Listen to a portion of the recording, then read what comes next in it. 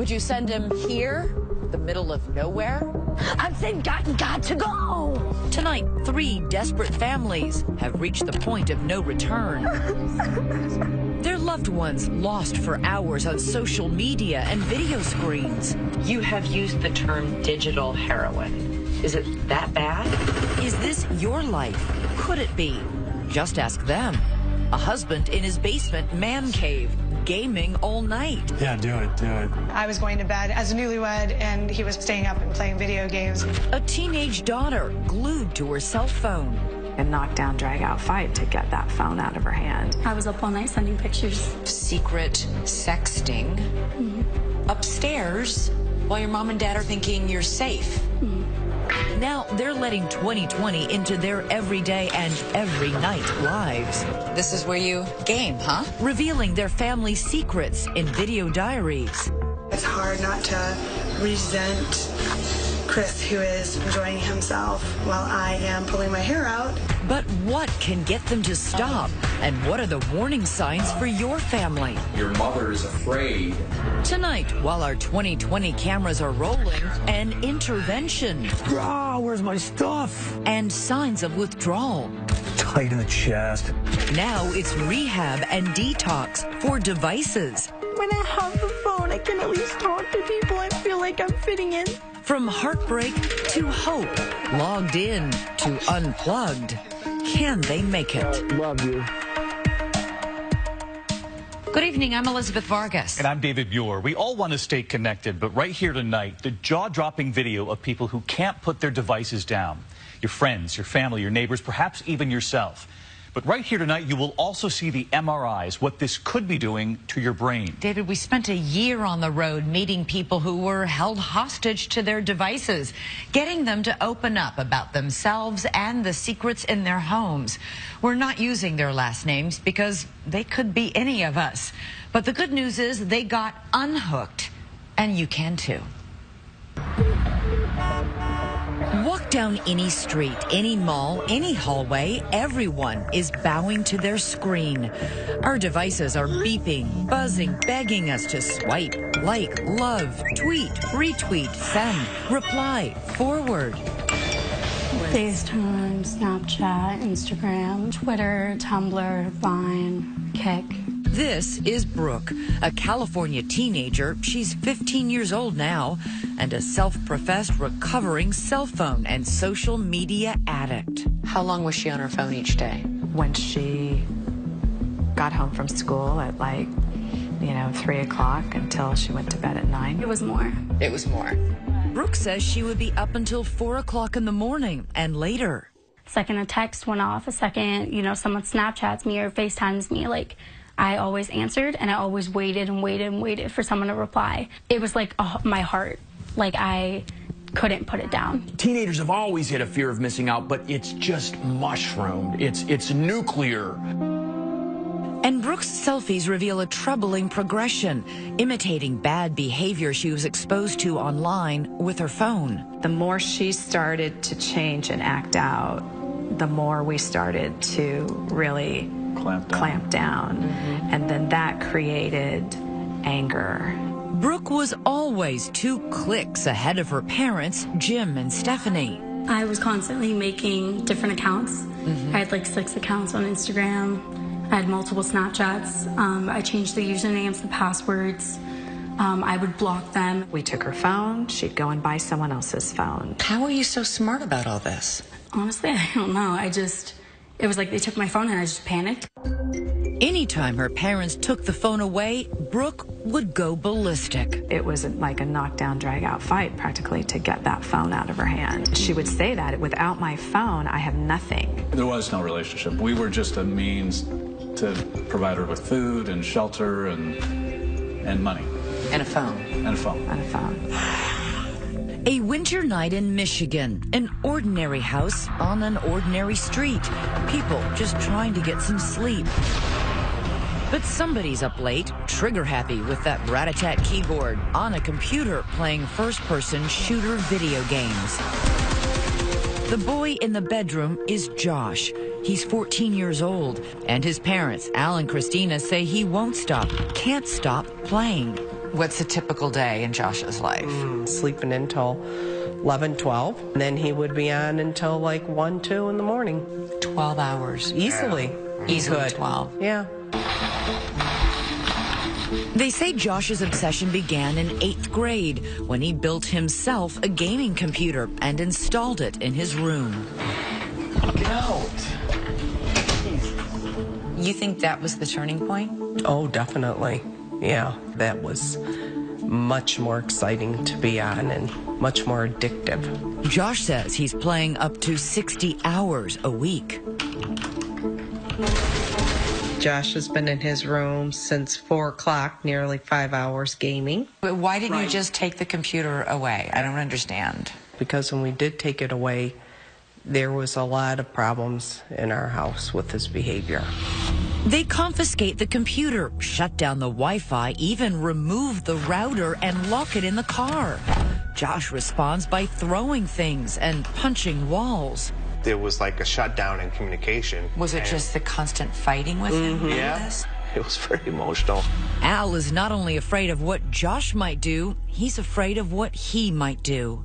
If it got further, it could have been a problem. It could have been physical, and I didn't want that. And so he was trying to physically stop you? Yeah. He throws up his hands and leaves Christina to handle the conflict on her own. And sometimes it does get physical. They exaggerate. Like, my mom thinks that I hit her because she takes away my games. I don't do that. She calls it hitting because I, like, swat her hand away. There's just a lot of anger. Lots of anger. Emotional outbursts. Yeah. It sounds completely out of control. Yeah, it was. Josh, you need to get off. Okay, stop. Midnight, 1 a.m., 2 in the morning. Why are you stalking me? All these late night fights leave Christina exhausted. You know, it's after 3 o'clock, and I told you to get off at 1. Stop! If you want to make changes, it's hard work. They turn to Kevin Roberts. He works with kids having trouble with too much screen time. Do you have any support? It doesn't have to be just gaming. It could be texting. It could be the smartphone. Roberts is the author of Cyber Junkie and Get Off That Game Now. Your mother is afraid to get rid of the video game system and the computer because she's afraid of how you'll react. It's not my fault that she's scared of me. What's this one, you think? In Ohio, we meet Maria, 40 years old, an attorney, mother of 4. Good job, Jude. She's not a single mother. It just seems that way. She has a husband, Chris, aged 44, but you can't meet him right now because although Chris and Maria have built a life together, careers, a nice home, beautiful children, on any given evening, Chris is down in the basement past the pink castle and the buckets of children's toys. You may think he's too old for this, but the average video gamer is 35. Someone shot me in the face. I'm riding toward the front line. And this one has been taken prisoner by a pastime. You're done. Jeez. Chris was still playing video games, so we ended up coming to the park and having some fun here. How many hours a day does he spend playing games? He'll take a whole Saturday and go into the evening, from the time he wakes up till The time he goes to bed? the time he goes to bed, yeah. So 18 hours? Possibly. It's 2 a.m. and I just checked in on Chris and he's still playing video games. Ever since they got married more than a decade ago, Maria says Chris is often a no-show for much of their life. Happy Thanksgiving. I'm headed up to our family football game. Chris opted not to play with us. He is going to be playing video games instead. Why would you stay with a partner who is that disengaged? I don't know. I think that I really felt like this was a in sickness and in health moment. And yes, it's hard, but I was committed to him and I still am committed to him. So we have a house full of people and he is in the basement playing video games. Oh, God. Come here, bro. Come here. Missing life's sweet moments. So Bailey's trying blackberries for the first time. Maria is there to see their toddler's first taste of a blackberry, and so are you. What do you think, Zaylee? Do you like them? Do you love them? The only one not there is her father, Chris. All right, what's next, boys? Park your heart must break for what he's missing. It does. They're living in a split screen. Chris gets online, Maria gets the kids in line. Playtime for him, bath time for her. Downstairs, play. Upstairs, pray. I am going to go to bed because I'm super tired. This is how we function, and this is how we do it.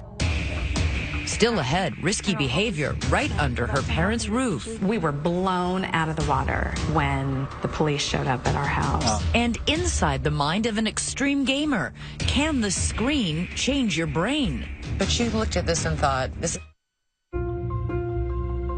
In Ohio, it's time to meet the man in the basement. Wait, where's your tank, bro? Maria's husband, Chris. Yes, all right.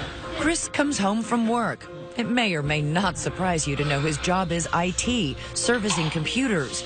When he walks in the door, it looks like any other normal family. See, it's tough. Okay, go ahead and write out your problem now, all right? But his wife Maria says just watch. Doting dad is itching to disappear. Yes. I think I'm going to head down. Gosh, I keep returning as this machine gun guy, and I've played just terribly at this dude. Chris shows us his collection of obsessions. Oh, wow. No fewer than 158 carefully organized games. This is where you game, huh? Yeah, matter of fact. It's a nice setup. He tries to show me what all the excitement is about. You need to say, hey, you sucker, I put you down that quickly. It's something where you can remove yourself from the world for an hour. Or more. Or more. And watch what happens when Maria comes downstairs to check on Chris before she goes to bed. Hey, babe. Hey, Maria. I am going to head to bed. All right, good night. All right, Do you think you're addicted to these games? I'd say addiction's there. Chris says he's considering cutting back, but quit for good? Never. I can't stop forever. That just seems like a... Even though you know that it hurts your wife and your children? And yeah, every next thing I say sounds more and more like the scared addict. In California, Brooke's parents say her phone and social media fixation opened a portal into a dark place. Her risky behavior escalated when she was just 11 and 12 years old. Just hanging out with the wrong crowd, drugs, sex, in middle school. With that phone always in her hand, her parents wondered whether any place was safe. Okay, she's home, she's safe, but it was a complete false sense of security because she's up there in her room, with her phone on the internet. And as her parents later discover, sexting with strange men. I was up all night sending pictures.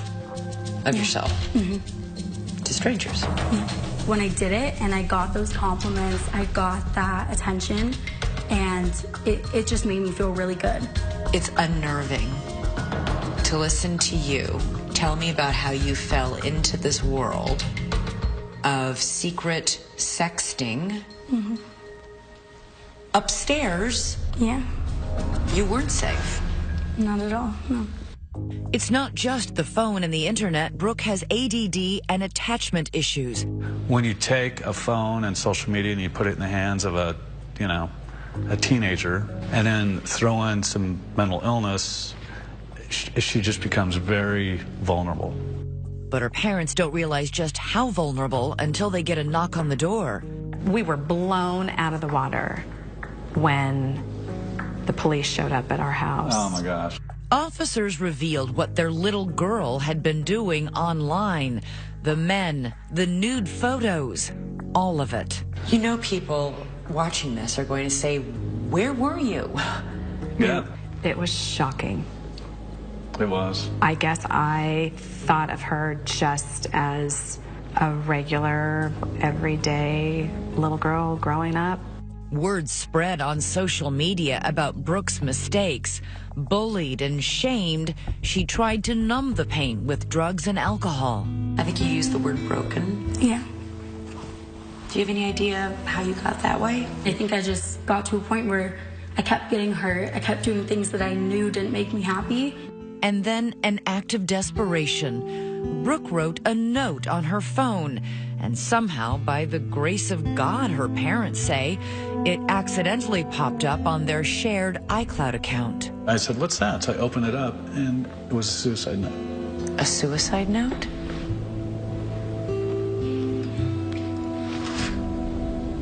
What did you think reading that?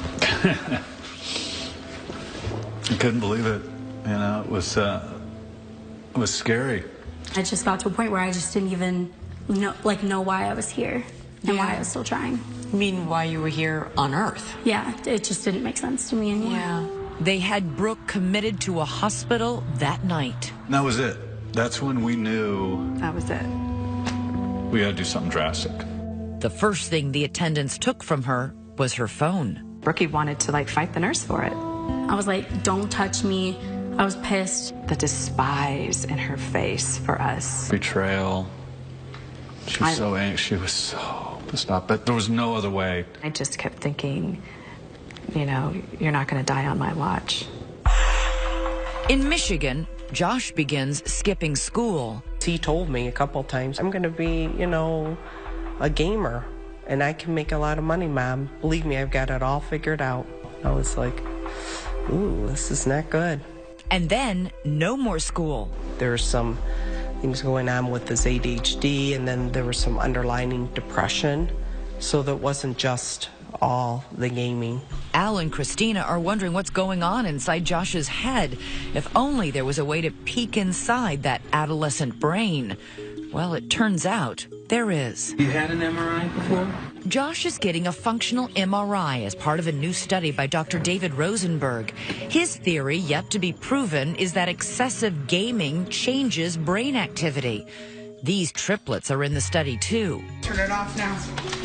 Stop, Mom. You're still playing. I said I'm going to watch. It said I'm going to go play outside with Josh. I told you I'm going to go play outside with Josh. That's Noah. You can see why his mom says gaming has more of a hold on him than on his brother and sister. These are the triplets' brain scans. 2 are typical, but Noah's is not. Dr. Rosenberg highlighted areas in red he says represent brain activity involving memory, attention, and decision-making. Noah's is almost completely gray. But now look at Noah's brain after 3 weeks unplugged at summer camp.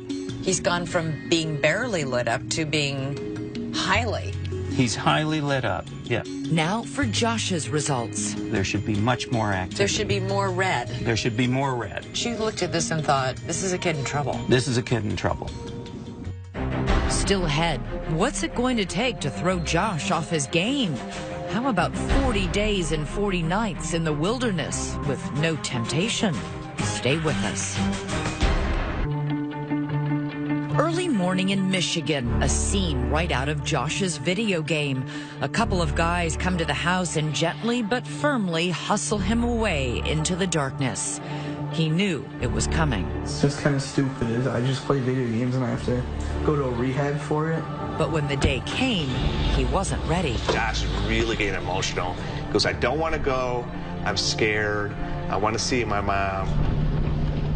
Josh has flown to Salt Lake City and then driven hours away into the Utah wilderness and a program called Unplugged at Outback Therapeutic Expeditions. He and a group of other boys will camp for weeks in this rugged terrain.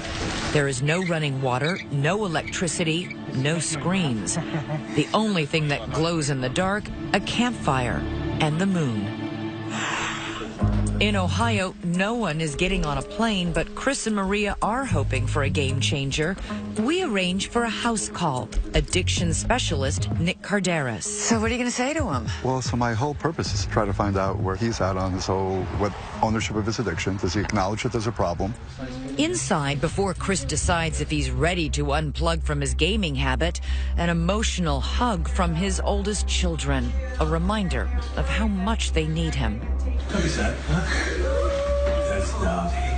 Struggling through this. And then a big test. He wants Chris to get the video games out of the house.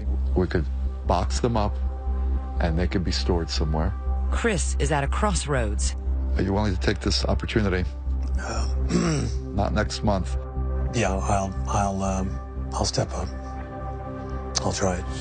Then it's time to pack up Chris's obsession. All right, here we go. Okay. It's slightly painful. Those buckets for children's toys come in handy. I want to go back to when we knew each other better. Yeah, I agree. That's really nice. Real hugging. What's wrong with all these so-called cyber junkies? Is their extreme behavior a disorder or just a symptom of something else? That is a subject of heated debate among scientists. Is there really such a thing as digital addiction? I think the answer is unequivocally yes. It impacts a developing brain in exactly the same way substance addiction can. Carderas has written a book called Glow Kids. You have used the term digital heroin.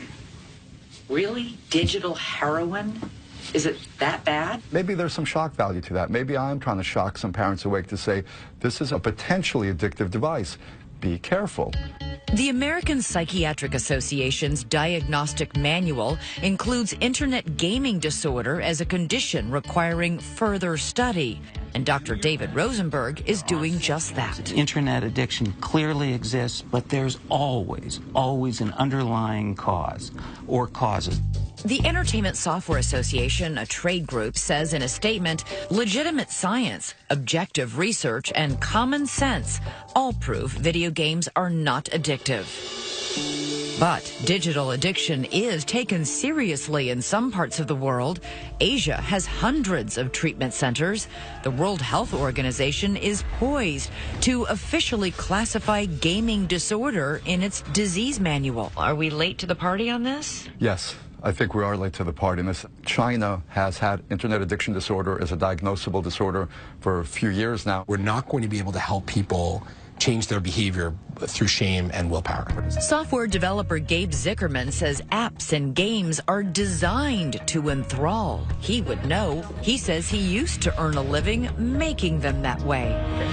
My work in gamification in particular has been used to make just about everything that people use today more addictive and engaging. How do they do that exactly? Every time you challenge yourself to something and then you achieve that thing, your brain secretes a little bit of dopamine.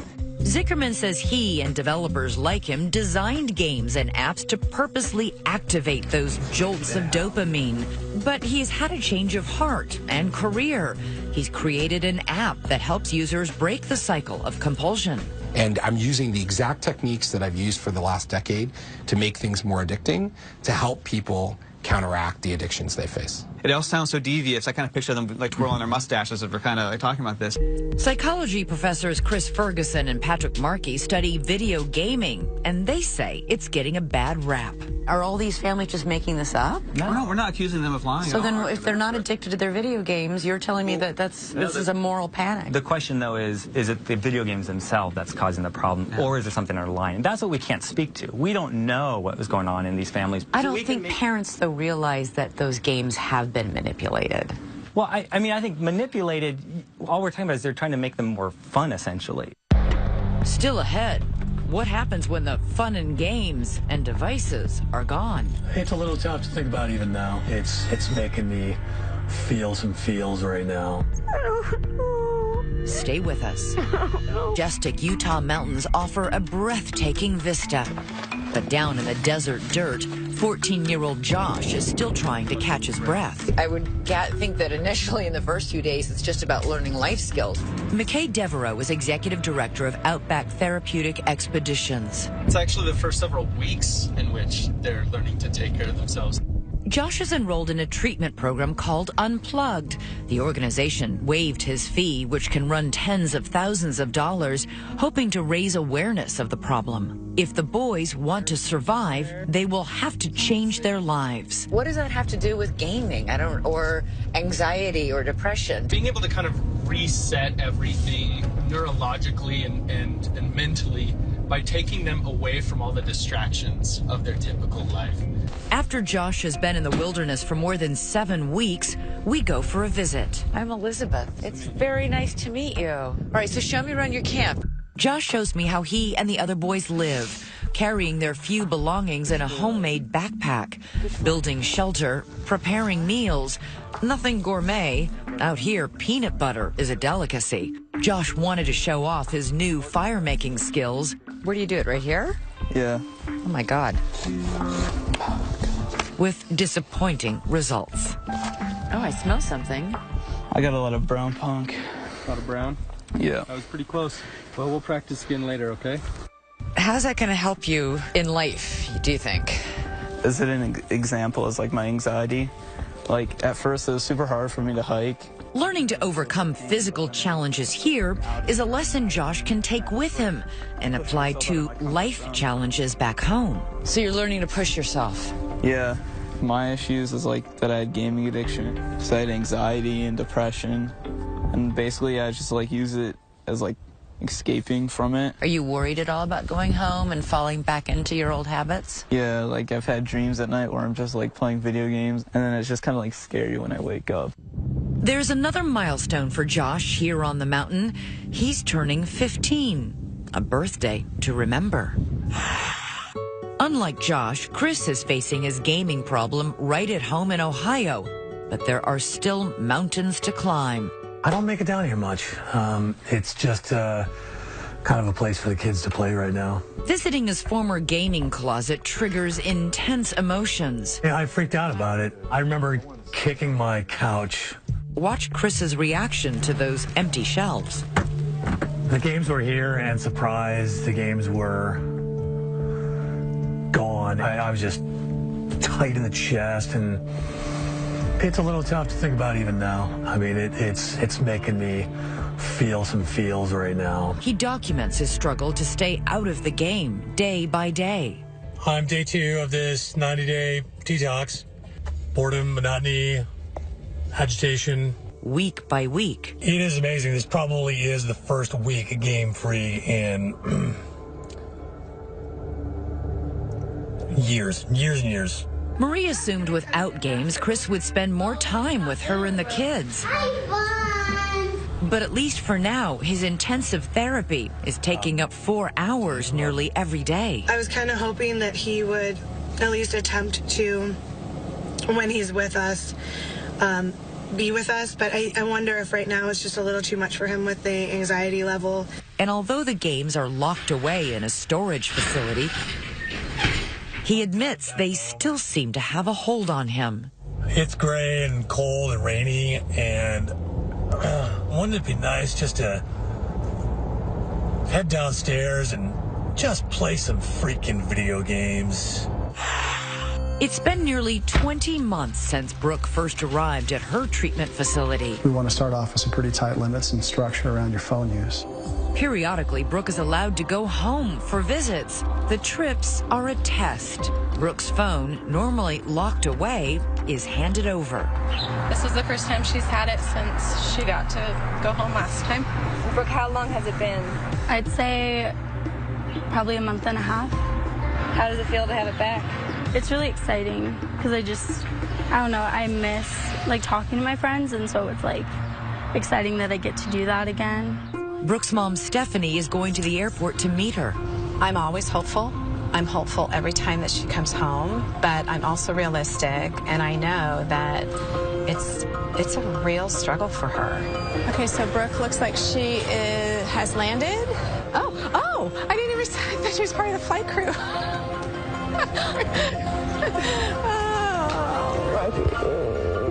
So good to see you. There's been a loss of trust in this family, and Brooke's parents take precautions. Out of sight, out of mind. We have a drawer here that we just keep some of our old devices in. We just kind of keep these hidden while she's here. Remember these? Oh, yeah. Most of the visit is going smoothly. When you made this in preschool. Paging through old memories of life before the crisis. Watching home movies. But at night, when Brooke has to hand over the phone, it's hard. Her painful past comes rushing back. She's feeling like the only teenager in the world who can't handle a phone. I guess I just feel really left out and like when I have the phone, I can at least talk to people and feel like I'm fitting in still, and like it just makes me feel like I'm missing out.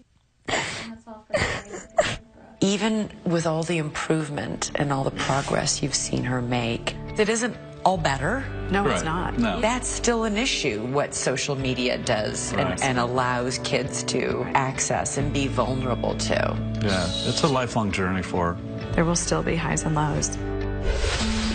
Still ahead, a reunion in the mountains. Will sparks fly this time? Are you okay, dude?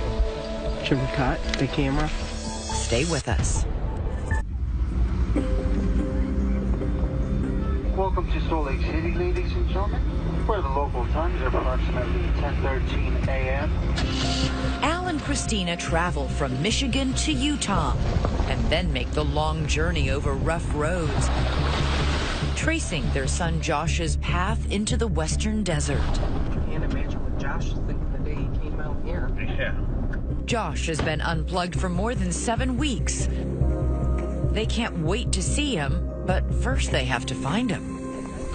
Josh is somewhere out here, and then you guys are going to signal for Josh using this. Okay. That's how we're going to find him. Wyatt, a field staffer, gives them a wooden device called a bull roar, used in ancient rituals to send signals over long distances. They stop and listen for a response from Josh, but nothing. Off in another part of the desert, Come on. Josh is having trouble. Swear to God, it was working like...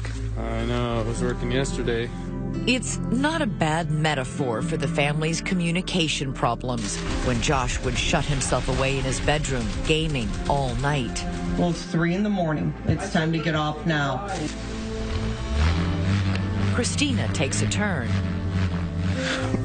And at last, Josh responds. Is that it? That was it. That was it? That was it right there. Okay. Moments later, after the longest and most difficult separation of his young life, 54 days apart. There he is. Is he there? Yeah. Oh, there he is. Hey, Josh. How are ya? Good. Good to see you. Oh my God, you're getting bigger. Dad. Hey, Josh. You doing all right? Yeah.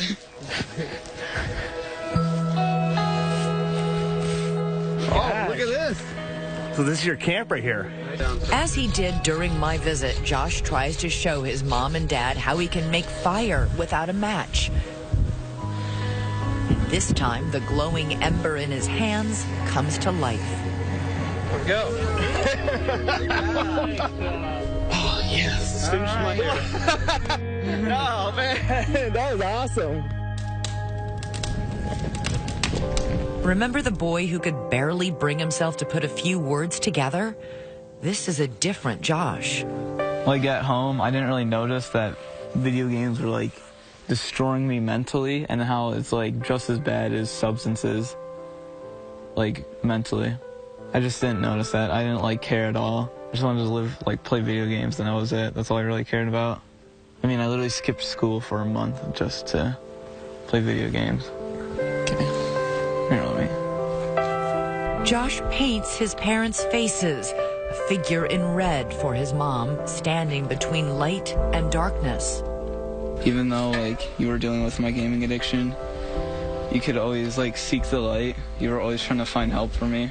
Oh, that's cool. Is it? Yeah. That's really cool.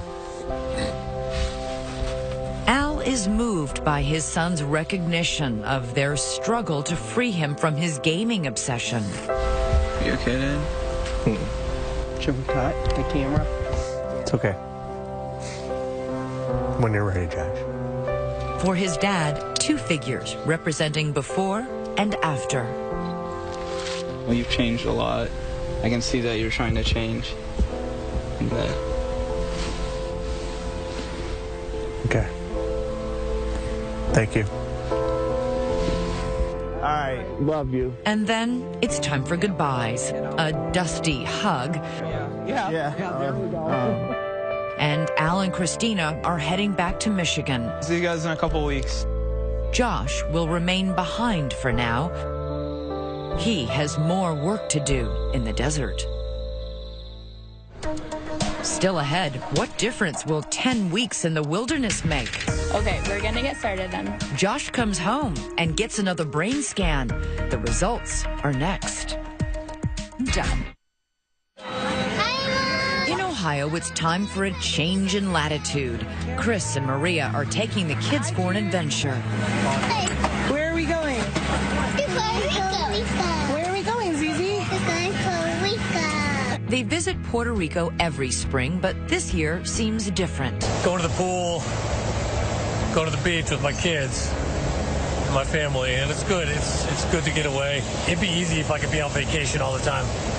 Weeks later, we drop in on Chris and Maria on a Sunday morning. With 53 game-free days behind him, Chris is out of the basement and killing it in the kitchen. One morning, several days earlier, Maria recorded another video diary. It's her birthday. I really don't have big expectations for my birthday. But imagine the surprise when I came downstairs to this. He got me a gift and beautiful flowers and a really nice card. I'm really feeling a lot of hope and excitement and just some happiness.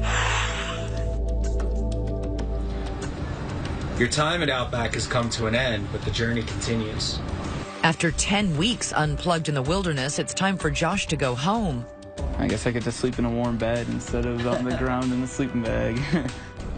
Al and Christina are getting ready, patching and painting Josh's room, removing that custom-built gaming computer.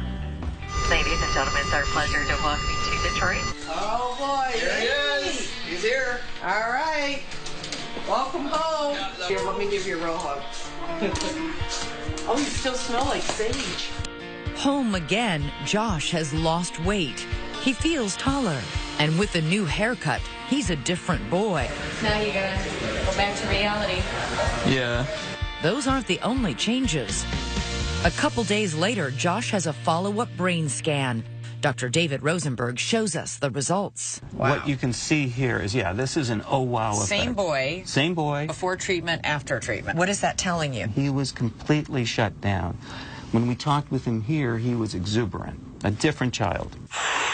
In California, Brooke and her family worked together on a sign of renewal, a fresh coat of paint. So I wanted to start over and make my room more positive. I think if I can take my story and make other people think about things before they do it, help them to make a better life, I think that's really important to me. And then it's time for Brooke to return to rehab. She's done well on this trial visit, but there's more to treating those underlying issues than simply taking her phone away. Yeah, this is the worst day of the whole trip. Every time. Sad that she's leaving, but super happy that, she'll be back soon. It may be a sign of her recovery that saying goodbye to her mom is harder than ever.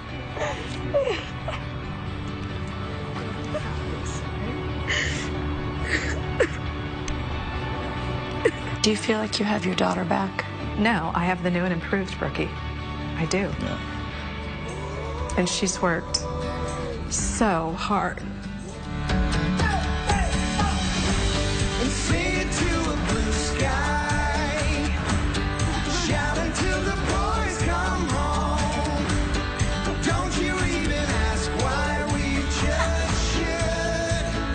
Give into the good. Happily on the road to recovery. To prevent this from happening really in your family, experts have given us these tips. No phone before the age of 10, no phone at the dining room table, media-free time together, and media-free locations as well, like bedrooms at home. Imagine us all talking again. That's right. I know. And for a list of warning signs and other resources, we've put it all at abcnews.com for you. Thanks for watching tonight. I'm David Muir. And I'm Elizabeth Vargas, and I want to personally thank those families for letting us share their stories. For all of us here at 2020, good night. Billboard is the voice of the artists.